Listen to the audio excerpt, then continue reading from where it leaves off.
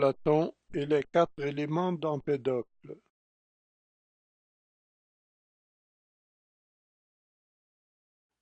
Selon Empédocle, tout est constitué de quatre éléments, feu, air, eau et terre.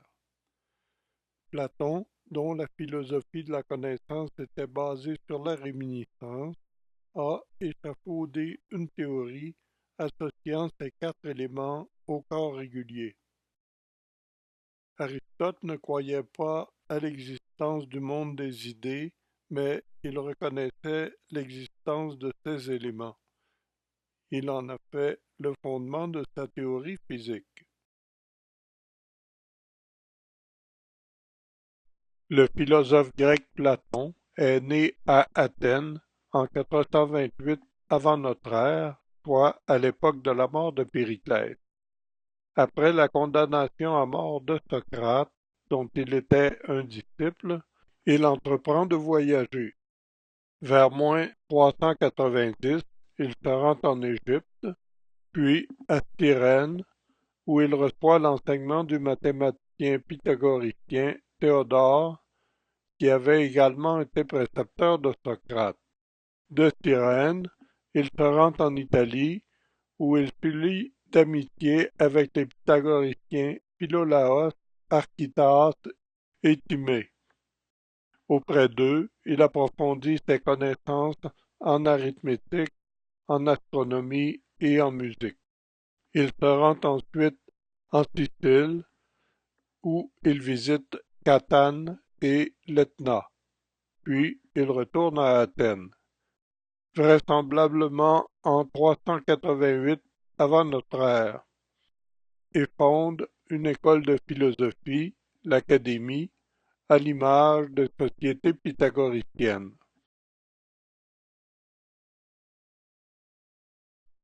Platon doit aux pythagoriciens la notion d'immortalité de l'âme qui devait devenir la pierre angulaire de sa philosophie de la connaissance. Pour Platon, l'âme est immortelle et elle a la possibilité de contempler le monde des idées entre chaque réincarnation. La connaissance est obtenue en retrouvant le souvenir de ses idées. C'est la réminiscence.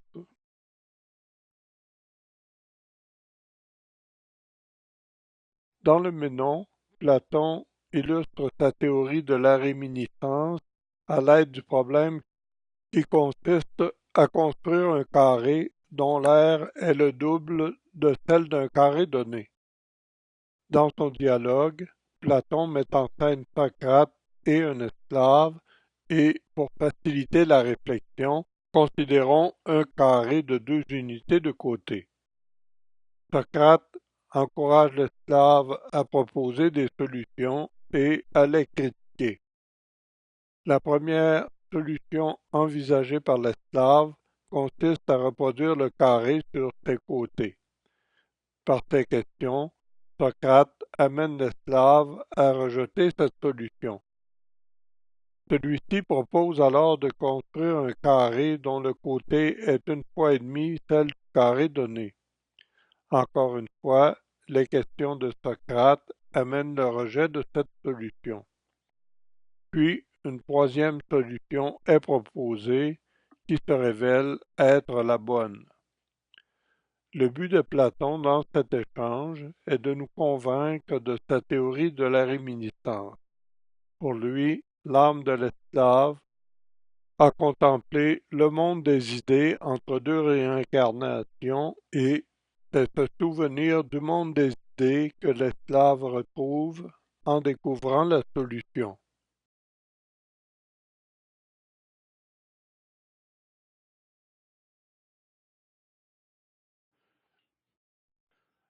Un postulat est un principe d'un système déductif qui ne peut être utilisé dans un raisonnement sans l'assentiment de son interlocuteur.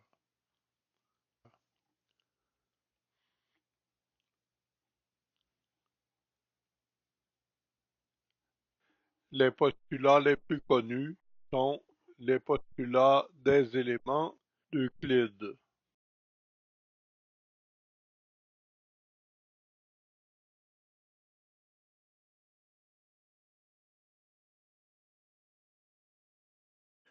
L'interlocuteur qui a donné son assentiment à l'utilisation d'un postulat doit accepter les conclusions qui en sont tirées.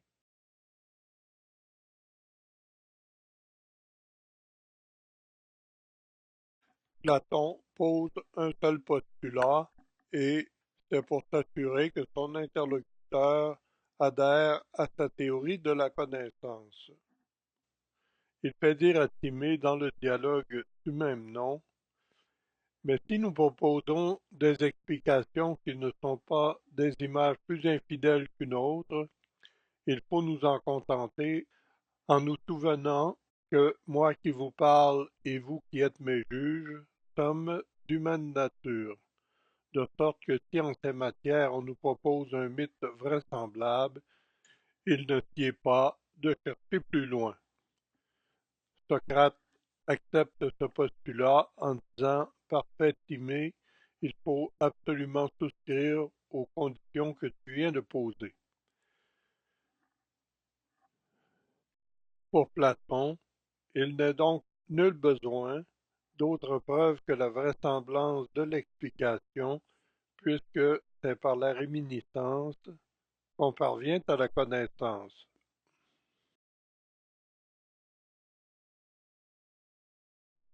Platon poursuit en ces termes: c'est évidemment corporel que doit être le monde engendré, c'est-à-dire visible et tangible.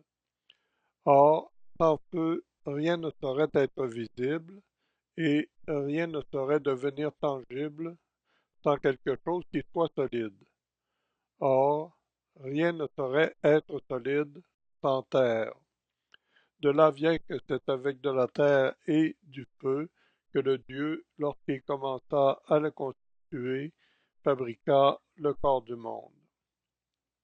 Mais deux éléments ne peuvent seuls former une composition qui soit belle sans l'intervention d'un troisième. Il faut en effet entre les deux un lien qui les réunisse. Or, de tous les liens, le plus beau est celui qui impose à lui-même et aux éléments qu'il relie l'unité la plus complète, ce que par nature la proportion réalise de la façon la plus parfaite. Chaque fois que de trois nombres quelconques, que ces nombres soient entiers ou en puissance, celui du milieu est tel que ce que le premier est par rapport à lui-même, lui-même l'est par rapport au dernier. Son propos s'inspire de la théorie des proportions des pythagoriciens. Il appelle médiété ce qui relie les éléments entre eux, en exploitant le fait que pour établir une proportion entre deux éléments bidimensionnels, il suffit d'une médiété et que pour établir une proportion entre deux éléments tridimensionnels, il faut deux médiétés. Platon en conclut qu'il a fallu quatre éléments pour construire l'univers. Ce sont les quatre éléments d'Empédocle d'Agrigente: feu, air, eau et terre.